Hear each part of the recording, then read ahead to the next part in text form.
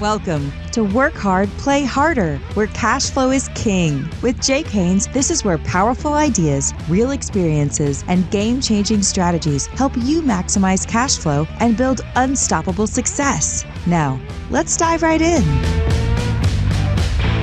Hello, and welcome to our podcast today. We're so happy to have you on here at this podcast. It is such a great honor to have Antonieta Putnam with us. She is amazing. I've known her for many, many years, and this lady is like the go-getter champion. Today, I would like to talk to you about the real key to creating success for yourself. Now, goals is the fire that makes it happen.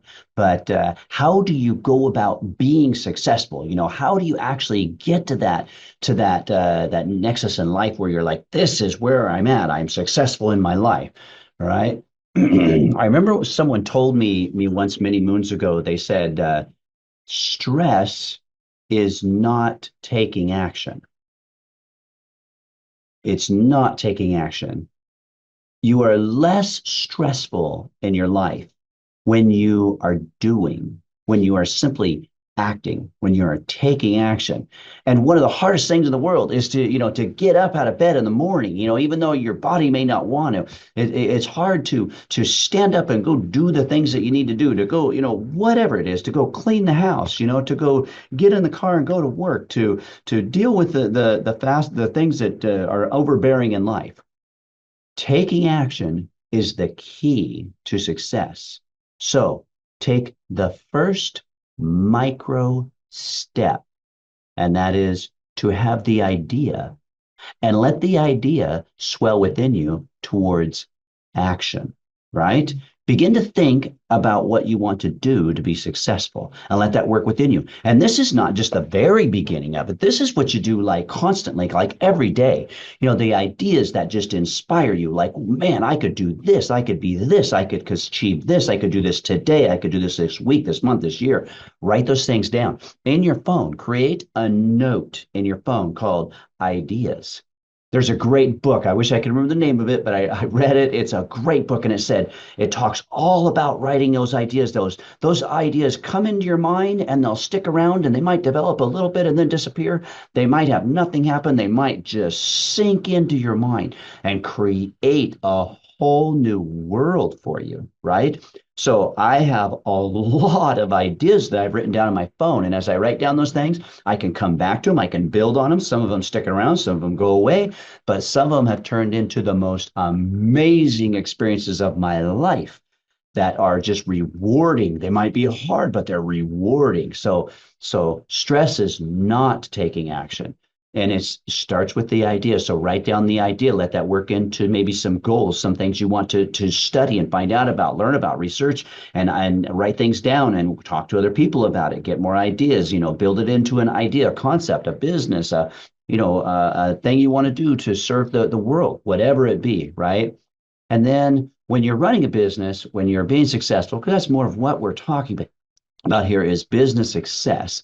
You want to have someone who is your hero, who is your role model, who is your coach, who is your mentor, right? You need to bring at least one person into the mix, right? One person has to come in and be there to support you and help you. And it could be any number of individuals. It could be a relative like a spouse. It could be a coworker that you're with. It could be a coach, a hired coach who's a professional like myself that can help you succeed, or the coach that I work with that works with many hundreds and hundreds of business owners, right? But ultimately, you have to have someone who is going to help you strive for the goals that you're going to set them, to achieve them on a regular basis. So leading yourself is all about holding back on the limiting beliefs that you have, right? Your mind will create beliefs and destroy beliefs, right? So you control your environment. That's a statement. You control your environment. that, take action and control what you're going to believe, what you're going to press forward on. If you believe and press forward on that, I love food forever and I'm just going to eat food, well, you're going to get very, not healthy. You're going to be you're going to feel just terrible about yourself. And it's going to begin to limit your very ability to do all the things that you want to do because you're overweight. But if you start to frame your mind towards doing the actions and then taking the actions, the little tiny steps, one step at a time, you move forward. You need a personal accountability from with yourself and with the coach, and that's through goals and an inventory. You need a weekly inventory. Every Sunday afternoon, I have an inventory and I review all of my goals. I go through it. I just touch them, look at them, contemplate them. I make some changes to my goals all the time. I frequently do. I update them. Some of my goals can involve like 20 touches to specific actions with my children, right? That I want to do. Some of them are going on some specific short trips when I have breaks to go and do things with other people, right? Specific people. So it's all of those documenting all that stuff and keeping track of it and continuously putting it in your mind so that you'll work towards it, right? The goals, the goals, the goals. That's the focus, right? You want to maintain an environment of learning, right? So if you're working towards something, you become an expert at anything that you set your mind to after you spend about 2 years like that is your world and you focus on it, right? If you focus on any particular thing that you want to become an expert in for 2 years, you can be an expert in that thing and truly drive towards success in that specific part of life. So spend time self-educating, spend time in learning from the best that's out there. ChatGPT is amazing. I have a thing now every week where I go into ChatGPT and I tell it to give me a summary of a book. I read books, but I love these summaries. And I said, I want a good detailed summary on this book. And literally, boom, there's the summary of whatever book I can think of. It's right there. I read through it. I get lots of tidbits of information. And so when I do the learning, I do a thing where I read a book and I either highlight it like crazy, or I use my phone or a piece of sheet of paper and I make notes of things that I'm going to do based on the book that I read. And then when I finish the book, I consolidate the notes and I try in the next month to complete as many of those things that I possibly can. I'm like, do this, do this, do this. They might be one little thing or a whole change of the way I do business or life, right? So continuous improvement. All right. Be a listener. Be a listener to all things around you, because when you lead yourself to do these things and you start to listen to the environment around you, you will learn so much from other people and other things that are out there if you put yourself in a good environment to be a listener and to take in what other people say, right? Schedule, schedule the daily improvement. Write the goals. Listen to all that you hear around you that is good. Take it in, make notes, create your ideas worksheet. If you do these things, you are going to have massive, massive success in your life, in your business, in all facets of life. It's time for the amazing Antonieta. Ah, thanks. Thank Hey, you. Thanks, Jake. we have actually we've been doing things together a long time. We are both very involved with real estate. I remember, years ago, Antonietta comes rushing down and she's like, Jake, we got to get the sign. We got to do this. We got to do this. We got to do this. Yep. And she was just like on it. And she kept me in line. When Antonietta does deals, there's something amazing. I'm always paying less because this lady, she is really cognizant of what is right and what might be wrong, where we need to give discounts, where we need to give the Yep. best deals, who are the best people to work with to get the best deals. And so, yeah, that I hope that's a good enough intro That's for you, Antoinette. that's awesome. Thank Oh, you. definitely. How long you been in real estate? I've been in the real estate space for 25 years now. The majority of it is with title and escrow. And I worked for one of the biggest title insurance companies for the last 15 years. And that really gave me such a clear foundation of understanding the legalities of real estate, really. And a lot of people don't know that when you are buying or you're selling or you're refinancing a single family residence, a home that you're going to live in, or a commercial property, let's say, maybe you're going to go buy a gas station, you have to purchase title insurance. And when you're purchasing insurance, it's like there's car insurance, there's homeowners insurance, and then there's title insurance. You're insuring the transaction and you're insuring the title on the property. So, because it's under an insurance umbrella, the title and escrow industry is highly regulated. There are there's not a lot of gray. Everything is black and white, and the rules are ever changing. So you have to keep yourself equipped with understanding. Okay, what's the new rules that the insurance commissioner over in Olympia has changed, and so it's an amazing space to be in. I'm no longer in that space, although I am still a notary, and some of those notary services was part of what I did for title and escrow. But I have also been a practicing realtor I've been a realtor. I've had my license for the last 10 years. I reactivated that in the last 2 years. And that has really helped segue me into a space where now, for an example, I just came back from Toledo today. I'm helping a couple heirs who inherited a property, and it was their grandmother's property. They have no idea what to do. And it feels so good to have all of that knowledge and experience. And I know you can relate to that, knowing the experience that you have with tax, is that I'm actually doing something that there's a benefit for it. That, there's money exchange and it's transactional, but there's a lot of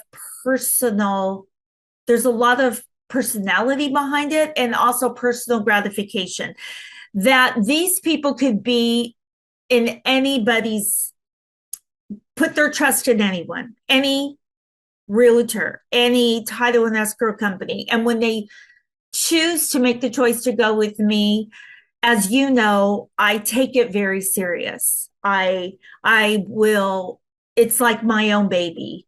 And I pride myself on that. It's not about the money. It's about, did I say what I was going to do? It's about the integrity, and having all that background experience that I've had has really helped segue me into being a full-time realtor. And I'm under the company of Coldwell Banker Danforth. So that's been awesome. You know, the combination of things you said, there's like several things that I want to like comment to that. The first is, some people just talk about integrity, and then there's people that follow through. And, we've worked on a few deals together, and I'm so appreciative of the way that even when it's a little bit hard and working with situations, you follow through on those. And we've had a couple situations, that have gone a little bit and a lot south, but some of them were fixed because you followed through, because you were diligent on the efforts, and that is so key to a successful business of any kind, right? Oh. But especially in real estate. Right, real estate, you've got to toe the line and be there, deadlines and working with the customers and doing the negotiations, and helping them find the right things and doing what you say you're going to do. I appreciate that. A lot of emotion. lot of emotion are involved in that, Jake. And I know that you can relate with that with, with taxes. And, you have people probably coming into you saying, save me, save me. Yes. People coming into you with their head down and they leave your office with their head up. Sometimes they might come in with their head up. They might leave their head down knowing that they made some wrong choices, but they learn. And it's the same. You are having to monitor and work with people's emotions, and you have to learn how to communicate and to be able to carry all that in a way where you hope that in the end, when they leave and the experience is over, the transaction is over, for you, that they're coming back, and for me, that I'm getting the referrals, that they're coming back, because sometimes you have to deliver the truth. You have tax law. I had insurance law, and now I have real estate law, and we have to practice those. And the emotions don't always like the law. And we have to find that fine tune where we have to say no to the customer because it's the law. It's not because we're just saying no to say no. And I have found that it's easy, for an example, for me to refer somebody to you because you're not just shutting them down saying, well, we can't do that. You can't do that. You're saying, well, you need to watch what you do here so that you will use this as a write-off so that you can do this in your business. Because in the end, we all want to make everybody happy and have referrals, but it's a very intricate dance when your career and your job and what you do has guidelines and insurance law and tax law around it. Well, And speaking of the laws and things like that, you yeah. mentioned that they're working with the insurance commissioner. Is there any major changes, developments in the last year or two that have just made impacts, in a small way or a big way to real estate closing transactions, that kind of thing? Well, in closing transactions, when you're talking about closing for title and escrow, honestly, no, there hasn't been. And that's what you want, right? You don't want it to be volatile.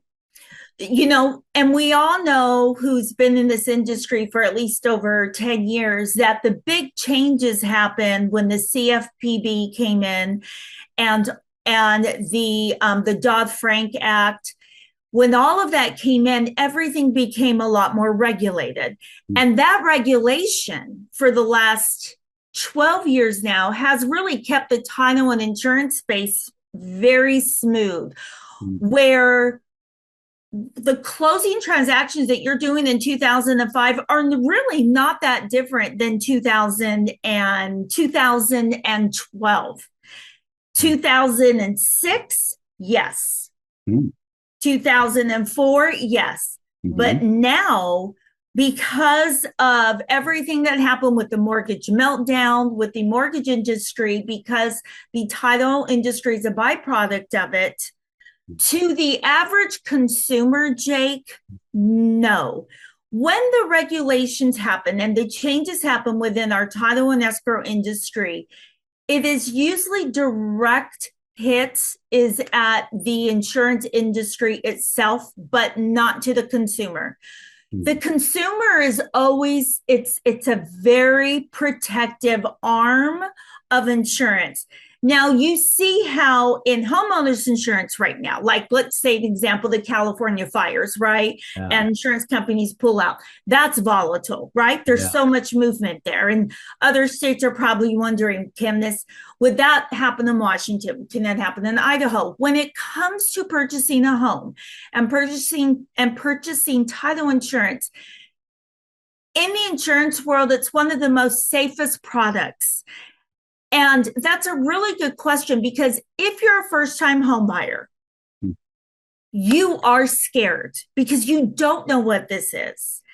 I had a customer who thought that buying title insurance just because I want to buy a home is like, wow, that must, in his mind, because he hadn't been explained exactly what it was, he's thinking all of these regulations, it's going to be like homeowners insurance, and he's going to have to, it's going to go up and down, and it can be volatile. He's thinking his auto insurance, he's thinking medical insurance. And I explained it, it's not like that.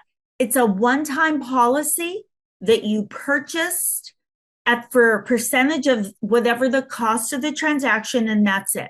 There aren't really no changes, to come back to answering your question.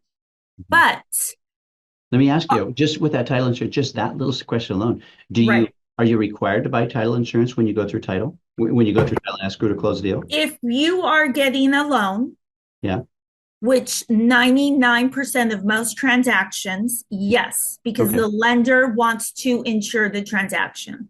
If you are buying cash, you don't have to, Jake. Okay. Now, if you're under the 80-20 thing, do they still require mortgage insurance? It depends on the lender. Okay. Some lenders, like throughout the years, it depends on the lender. And so explaining the 80-20 rule is that if you've got enough equity in your home, the lender kind of looks at you with a little bit more of a bigger filter and says, oh, you're not so high risk here. We can go ahead and not have to carry the mortgage. Are you talking about the mortgage insurance? Yeah. The mortgage insurance. Yeah. And your mortgage professional that you bring on here can kind of explain that more. The 80-20 rule really is still there. But again, however, it can change because the lenders change all the time. Yeah. What I do notice, the difference between like the lender's insurance, the lender's policy, and the title and escrow space, and we are part of the legs of a transaction, is that when it comes to the title and escrow, there's not a lot of movement. Pricing's the same. Here's where the movement is. It's on the local level, not federal level, okay? What I mean by that is when you close a transaction, whatever county you buy the house in, if you buy in King County, Pierce County, Snohomish County, Thurston County, those counties regulate their own individual fees. And what I have seen happen since I started we call those recording fees. Those fees have gone up. The excise taxes change. Yes. And those are all controlled, not by the government, not federal, it's not insurance, it's by state. Okay. So in each individual state, if you close in the state of Arizona versus closing in the state of Washington, your excise tax fees and your we call them local fees, those change. Those can be anywhere between a 30 to 80% difference, depending on when you're closing. And so those are important to know and to be updated on if you are in the industry. Yeah. As a buyer and seller, it's just important that whoever you're working with, that your agent, your lender is very clear about giving you a breakdown net sheet so that you can clearly see, why am I being charged this percentage of excise tax? What's this $500 recording fee? What's this $200 recording fee? And all of those fees are governed through the state. And so King County so when I first started, if you bought a piece of property to record your deed of trust, it was $90. That was 2006 in the title and escrow space. I worked with lenders before that. Now it's $350 for one page. Wow. That's a big difference. Yeah. And that money stays within King County. That's King County recorders. That's that's King County. So those are the little fees, we call them, that can change. But overall, everything ends up staying the same. That's great information. Did you deal very much with 1031 exchanges? Yeah, I did. The company that I used to work for had its own 1031 exchanges. And again, same thing. 1031 has a lot of different guidelines. I used to help sponsor. I didn't teach the clock hours because I'm not a certified 1031 clock hour teacher, but I Yeah. sat in enough of those and helped promote them to basically vet a customer when they were asking about 1031. And we would give them a 1031. I know of a couple people that do them that are awesome. We did do a lot with 1031s. And again, those are really tricky too, right? Because Well, the so I one have a thing, couple questions about 1031. You mind if I yeah, ask them? Okay, just real, quick answers off the cuff. Can a individual homeowner, if they're going to be over the $500,000 exclusion, right? Because you get a $500,000 exclusion if you're married when you sell a house, so you don't have to pay taxes on. If you're right. over that and you're going into another house, can you put that through a 1031 exchange? That I don't know, Jake. I If don't. it's your own personal residence, Yeah, yeah. no, not your Okay. own personal. So it must be like kind. It must be real estate. It must Yeah. be, Yeah. like rental to There's rent. some basics that I know about 1031s. And one is it can't be your personal, it's got to be your rental property. It can be an investment property. It can be your vacation home. It And is can it be, true? Is it true yeah, that if you sell a property, let's say you sell $1 million property and you have a $200,000 capital gain on that property, yeah, right? When you go into the next property or the next multiple property purchases, yeah, the value of the future properties must be greater than $1 million. Is that yes, true? yeah. Yeah. And you Okay. have to tie the money into that. Yes. Okay. Yeah. Now, if I've got the $1 million sale and I'm putting it into a 1031 exchange, it's a rental property. I've got 200, I got a $200,000 capital gain.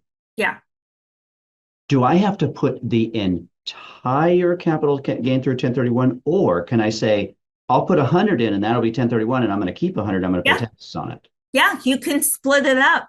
Yeah. Okay. And yeah, there's actually a lot of play there. You can't split it up. You can just take a percentage Mhm.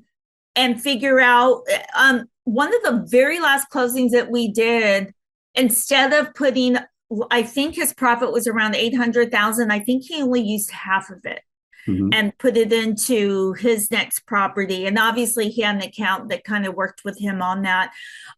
That's a really good what yeah, that's a really good question. A lot of people don't know this about 1031s, that 1031s, were kind of on the hot seat a couple years ago, because You mean they like were, audit risk or no, they were trying to just basically get rid of 1031s. what? Oh yeah, yeah. Well, you can't do that. This was just a few years ago. Yeah. Yeah. And I don't know who was behind it all, who was trying to pass the bill, didn't get very far. Well, it I didn't. don't, but the other thing is that the reason why a lot of people don't know, and I always like to let them know, 1031 companies are not regulated. Oh. You don't, Hmm. they are not, you don't have to be a tax person to do a 1031. You don't have to be an accountant to do a 1031. Anyone could open up a 1031 exchange. It's not regulated by the insurance industry. It's When you say anyone can open one up, does that mean I can do one without a third party mediary? yes. Yeah, and a lot of people don't know that. And when I would help teach our clock hour classes, I remember telling people, please, because most of these classes were for our realtors, I'd always say, please make sure that if you know somebody's doing a 1031, that they've really vetted the company that they're working for. Make sure Sure. it's at least a national company. It's not a local company. Mm. A national company that's been around, that's not going to close their doors. It's still kind of a little bit of a wild west as far as the regulatories behind opening up a 1031 office. So just you don't even need to answer if you don't want to. Yeah, I thought about 3 or 4 years ago, I'm just going to start doing 1031s. you could. Yeah, I mean, I just thought maybe I'll offer that service because I have a lot of clients, and it was hard to find someone at times that would do it. And I understand the tax implications of it fully. Yeah. I understand some of the real estate behind it, Yeah. and I just chose not to do it, but it sounds like it may be a business opportunity to offer that service. I think that, well, for an example, yes, absolutely, because you've already established a clientele and you're not a fraudulent person. You're not gonna, your business has been around forever. You're not about to close your doors and Sure. who's gonna come because it's not gonna be the insurance commissioner, you know, knocking on your door. It's not, it's kind of like an independent escrow company.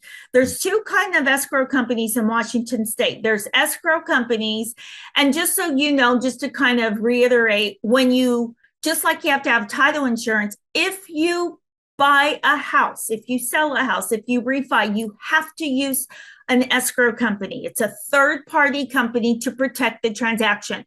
In Washington state, there are two kinds. There's escrow companies, which are attached to insurance companies. So the regulations are very strict and they're very strong. And we know a lot of these companies, Fidelity, WFG, First American. Then there's these independent escrow companies that are regulated by who? Not the insurance industry, but the Independent Escrow Association in Olympia, and they have to answer to those people. But they have a lot more leeway. It's a little bit of the Wild West too, because they don't have all the strict guidelines that you do under an insurance umbrella. So a lot of times in my 15 years when we did title and escrow, there are a lot of transactions where I would say, you know what, that's not going to fit in this box here. But I've got two or three different people. Most of them are ran by attorneys who own their own escrow company too. These people should be able to make it work. It's just that it was out of the box too much for a title company attached to the insurance to say yes. The underwriters are very strict. An independent escrow company is not like that, and the 1031 is a little bit in that world where a local 1031 that's not national, they can kind of do a little bit more. I have a gentleman, he owned his own independent escrow company. He opened up a 1031 exchange, and he did it for about 2 or 3 years. He got in trouble with funds because he started to commingle. This was in 2004-5, and he shut down his doors. He paid some penalty fees, but again, he was commingling his funds. It was easy to get away with. It's still a little bit of the Wild West. What I do like, and I will say for anybody that ever watches this, what I like about the 1031s is that, again, it's just another tax shelter for you. Yes. Yeah. And it can be really an amazing product. Of course, the 1031 is something that you must execute in 180 days. Yes. You have to find your property in 90 days. Yes. And you have another 90 days to get it closed, right? Just some of the basics, right? Yeah. So you have to really quickly find the next property, close, go all the way through it. You can get an extension though, right? Yes. If you're It's if you've hard. got the property, you can't get an extension, but it's hard to get an extension. You have to make sure all parties agree to the extension. Okay. And there is a fee involved. The escrow company collects the fee.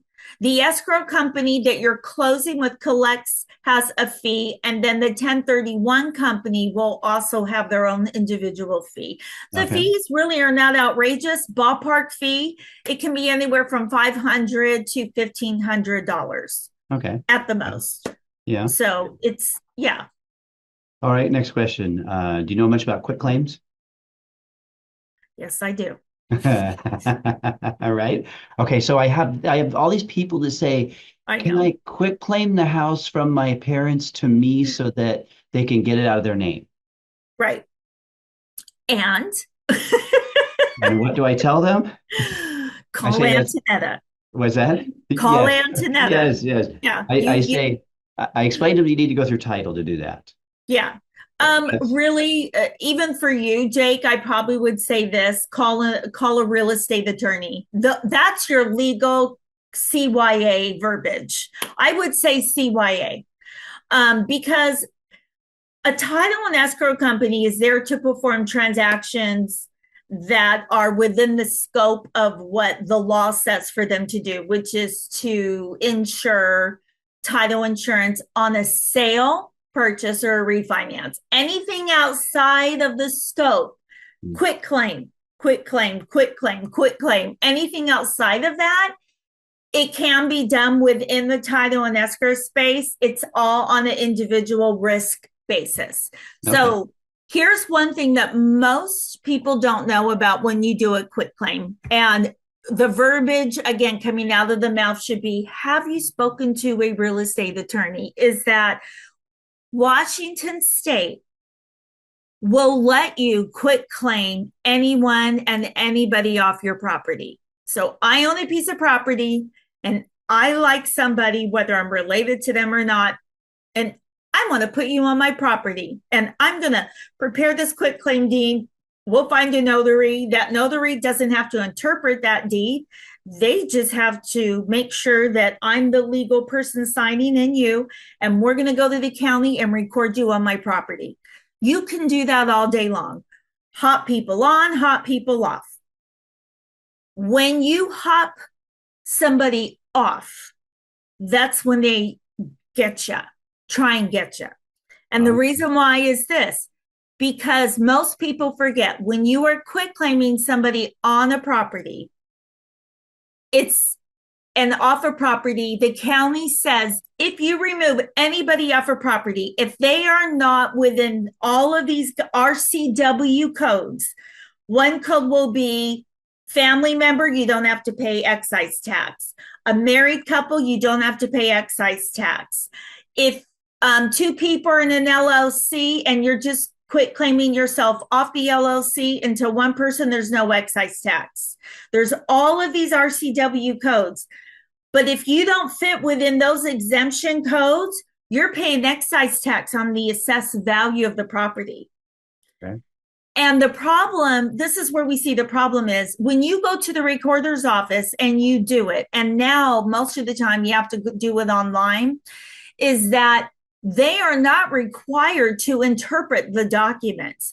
They have a guideline and they'll say, are you within an inch margin? They're just looking at, they're not looking at the details of the quitclaim.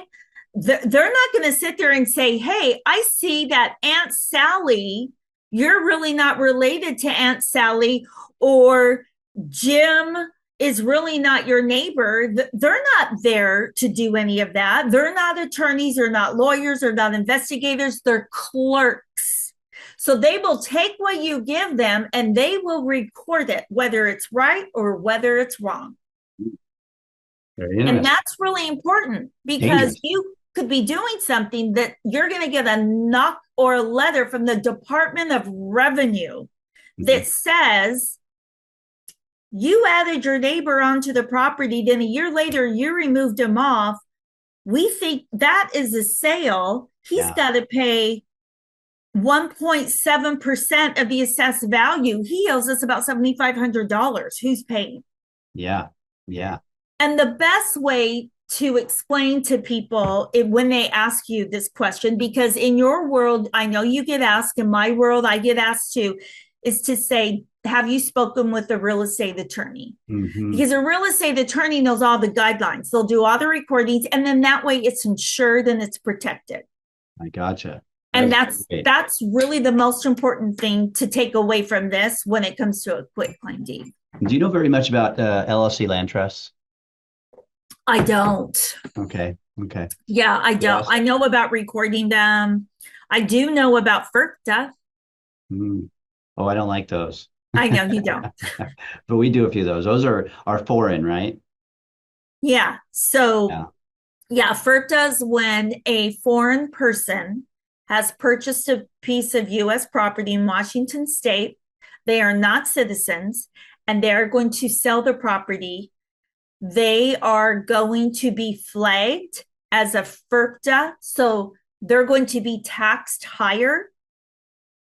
So instead of the regular percentage of the seller takes, let's say on excise, 1.7, they're going to be taxed different and higher.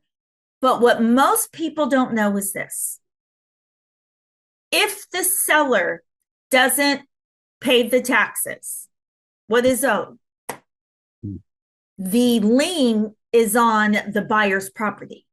Ooh. Which is why in a transaction in real estate, on the very first page of a purchase and sale, the Northwest MLS is trying to do everything they can to protect buyer and seller by saying, before you buy this house, buyer, are you aware, or you need to be made aware that the seller is a foreign or non-foreign person? If you become aware, buyer, that seller is a foreign person, know the law. This is where most title and escrow realtors do not know or forget to remind the buyer, because it is a little scary to think about it, to say, just so that you know, if that seller decides not to pay those taxes, and just so you know, Jake, it's not paid through escrow. It's not paid at the closing. It's paid after. Yes. Escrow doesn't want anything to do with it. Escrow doesn't want to be the police. So all the escrow companies have kind of come together and said, they're just going to get a bill. We're not Department of Revenue. We don't want any part of this. We just want to make sure seller signs, buyer signs. If they don't pay, the lien goes on the buyer's property. Mm-hmm. So I had a very interesting transaction that we're actually working through right now. And that is that we have an investment property that we have been remodeling, and we are suddenly sued by an estate. And the estate says, that's our property. And so what has happened is the estate owned the property. And after the person died in the estate, somebody came along, found it, claimed it as their own somehow, and sold it. And then it got sold again with it, like legit from here to here, not legit from here to here, right? Yeah. And then we bought it, and we're fixing it up and getting it up to this level. And suddenly we're sued by the people here. And it ended up being a not a clear title, not a clean transaction here. Yeah. And that is why you have insurance. Yes, because your insurance should have kicked in. Mm-hmm. Your title policy should have kicked in. And that's a great example that title insures not only for the future of the future transaction, right? But it insures the transaction then and then later. That is a prime example where I would explain that in a clock hour class. I would say, if somebody comes knocking at your door 4 or 5 years later, say, I'm Aunt Sally and I inherited this property. I just found out about it. I didn't get any money. I want my house or I want something. That's where, thank God, you have title insurance, because your title insurance comes in and just kind of does it all for you. Mm-hmm. So, yeah, that's a good story. Well, I think you are an absolute asset for real estate, because you're going to help people when they have any kind of issues and challenges, problems with that kind of stuff. You make a uniquely powerful real estate agent, and I would suggest that anyone who is looking for someone who knows what they're talking about, that they do work with you. Thank you. I appreciate that very much. Okay, how much do I owe you for that? Oh, I'm not supposed to say anything. No, not yet. Yeah, right. But no, you do a fabulous job in working with the deals that we have, and I've already heard from others that hey, Antoinette was absolutely incredible with what she did. Okay, now I want to cover some other crazy fun stuff with you. Yeah. All right. What is the last? Do you read books? I do. I don't read fiction. I'm a nonfiction. Yeah, I read some. I'm basically nonfiction. I do. Okay. I read. What's the last book you read? Oh, very good. Or a good book It that you it's recently read? actually it's right here. Oh, It's called Jesus and Women. okay. I And I love have it. to say it's a little boring, but I'm doing it out of obedience. So That's good. That's good. All right. Okay. And then next question is if you could sit down for 2 hours and have a meal with anybody, not living, living now, whatever, who would it be and why? Larry David. Larry David. I don't even know. Tell me who Larry David is. Larry David is Seinfeld, is the guy who Oh, produced Seinfeld. Larry oh, David, the the old producer guy. of Seinfeld. Yeah, the producer. And he has a show called Curb Your Enthusiasm. And it'd be Larry David. Okay. Yeah. Uh-huh. Or C.S. Lewis. And those are so extreme. C.S. Lewis, if I wanted to be deep and think, and I'm just been in awe of him. I think he's amazing. You know who he is, right? Author, yeah. Yeah. Yeah. And but Larry David is more like he's a like the psychology in me from college is like Larry David's just this Omri guy that sees the world. Well, if you love Seinfeld, I mean, all those stories, everything he did is such a brilliant mind if you really think about just all the different characters Oh, that show produced, and it came out of that one brain. And oh, so for yeah. me, I love that. Like, I wish I could just sit with him and just like understand that kind of a brain. I So love yeah. those. I love those Seinfelds and Oh, the Friends oh shows. Man, yeah. those were like almost wholesome entertainment.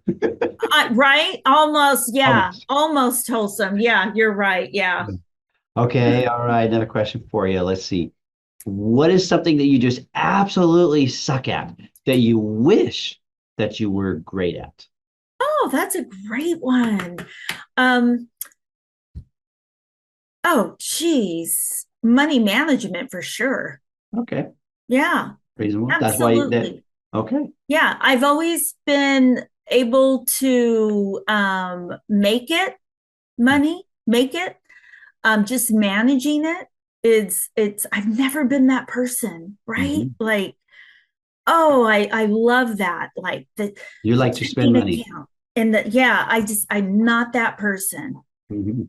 Like back in the day when I would see the women in a grocery store when I used to work for grocery stores in college, and I remember them writing in there, right? They write out the check and then they take the ledger, write the check number, do the checks and balances. And I remember thinking, I want to be that someday. Uh, Yeah. right? Forget it. I have a husband for that. Yes. Okay, all right. Last question here. So, what is the most spontaneous, most adventurous, crazy thing that you have ever done? Taken three Ukrainian girls who I'd never met before and had them come live with us after being a year married and You know, already having. that's actually an amazing thing that you did. You know, I you know, but it's the most yeah, craziest spontaneous. I remember when I got yeah. the phone call, my son said, can I bring them home? And I remember sitting there, yeah, yeah, yeah. Like if I said no, it would be no. So if I said yes, I wouldn't go back on my yes. Okay, so Yeah, I didn't know there were three, but I knew there was one, and three. I know that she did everything she needed to do. She got her residency. She She's became a amazing. citizen. She's now a real estate agent, and They're all here. They're all here. Masha became one of them became like my daughter. We just bonded, but the other two are still here and they have great jobs and they've brought their families over and going through the process of becoming citizens. And um, yeah, it was probably the most well, this spontaneous. was years ago. This was This this was our first year. We were just thinking about this. We weren't even married for a year. oh man, talk about a little bit more stress that you didn't need. Yeah, driving them around. When we think about it, I'm like, how did I even do it and have a job? And yeah, that. Yeah, and you and your husband, you work some crazy, you were busy people. So man, applaud Yeah. for that, man. Yeah. What's a guilty pleasure that you're just not going to give up? Oh, I love that. Guilty pleasure. Oh, without a doubt, McDonald's. Without a doubt. McDonald's. Yeah. Okay, And you okay. know me, I'm a health freak. I mean, I'm drinking Yes. tea. I'm like, I don't have sugar, but I would call you an exceptional health freak because for some reason you seem to think that getting in an ice bath for some period of time is it's something good. to be proud of or cool that you like you torture your body to high hell and it's not hell, it's like hell frozen over. You do this Yeah. major torture chamber Yep. to your body. Like, I don't know how Yeah. often, but way too much. One time is way too much for that. And you do this Yeah. like it's a habit, like it's something to be Three proud of. times a week. 3 times a week. Yeah. It's the best feeling in the world. It's Oh, such an addiction. It's a wow. serotonin depth. I know. Isn't that crazy? But Yeah. I will say, and that, but that's why I like, about once a month I'll have my McDonald's and I do it without guilt. I don't drink pops. I never have. So I never have pop, but I get the same thing. I get a cheeseburger, Mm. a large fry, and a black coffee, and I just enjoy it. And I always will. That's my guilty pleasure. Yummy. Yes. Yeah. Right? Oh, yeah. You're saying this and I'm on a diet right now. Thank you very much. Are you really? I'm so sorry. Hey, proud to say I've lost about getting close to 15 pounds now. It's good. What are you doing mostly? Like You know no what carb? the number one thing? 100% give up sugar. Yeah, you just give up sugar, and that's yeah. Yeah. Most people think really, Jake. I could talk about this all day. If Yeah. there was a question in here of something about a subject or a TED talk, your TED talk question. Most people don't know that about me about health, but if you if you want to lose weight, Yeah. it's your food. Your food. I mean, you can work out all you want, you can run all you want. And all It's those things are good. food. All those things Right. contribute, if you're doing the Exactly. right way, right? Yeah. But Yeah. the best results, the fastest results, the quickest results, the longest term results Mm. is your food. And by far, and I know what you mean by the sugar. It's the sugar is such an addiction for I yeah. mean, I would have a pop every day at lunch, like every day. Oh, I go to wherever, Subway and places and get a pop. And now it's out of my diet and I can't believe it. It's been about 6 weeks and lost. how do you feel? Oh, you know what? For a week I had a headache. Oh I yeah. was like, Oh yeah. why do I have this headache? It's really sugar. I'm like really truly addicted to it. Oh yeah. Yeah, I'm done with sugar. Sugar's fine. Well, there is a lot of podcasts and doctors, and I've got books I'm really looking at about Alzheimer's, just about aging, and I think dementia and Alzheimer's really intrigues me. And I have a good friend of mine who has it. Um, Mm. but a lot of doctors will say, "You give me a Alzheimer's patient, I'll give you a diabetic. You give me a patient who's on dementia, and we're talking when they get diagnosed like at 60, 70, I'll give you somebody who probably had diabetes because sugar.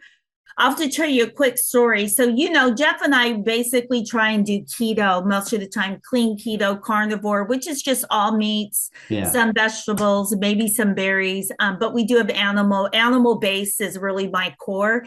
And, and when my husband cheats, and I don't mean cheating by drinking, I mean like he'll have some cookies at night or a bowl of ice cream. Yeah. The next morning I can tell everything changes in his brain. It's Wow. amazing. The sugar, literally, I can watch his brain, Mm. his thinking just go downhill the minute sugar. And the same thing for me. Like people ask me, why do I keep doing like the keto? And I tell them it's everything to do with my brain. I feel mentally so clear when I had no sugar, no carbs, no high fruits like apples, that's really high sugar content, bananas. It has to be berries. They have low glycemic foods. Mm. it's sugar is literally killing us. Yeah.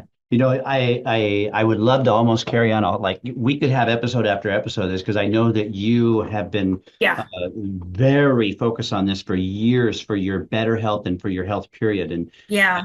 I mean, yeah, I like to get good information from you. We don't have time on this podcast, but man, you're an expert in that area. We've talked about Yeah. it several times. Yeah. Let's do We one. even talked about our poop. I know Yeah. we talked many Oh, times yeah. about I poop. love, yeah. Gosh, don't even get me started. No, I don't want to get you started on it because I know I'll you bring will. out my I have a little calendar. We're on at it. a restaurant. We're at a restaurant, a fine dining restaurant, right? And we got like I think two or three couples there. Yeah. And she's just like, you guys really, you need to pay attention to your poop.